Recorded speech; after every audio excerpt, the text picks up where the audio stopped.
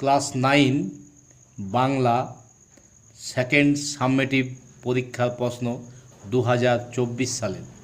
Class 9-এর 2024 সালের second সাবমেটিভের প্রশ্ন এটি, বাংলা বিষয়ের ক্লাস 9-এর।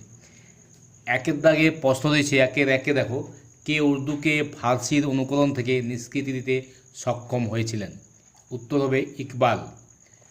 দ্বিতীয় প্রশ্ন, খাঁটি বাঙালি মেয়ে বলতে লেখক কাকে বুঝিয়েছেন? রাধা। চুল তার ভাসে, কার চুল? কেশবতী কন্যার। পরের প্রশ্ন, পৃথিবীর কোন পথে ড্যাশ দেখে নিকো?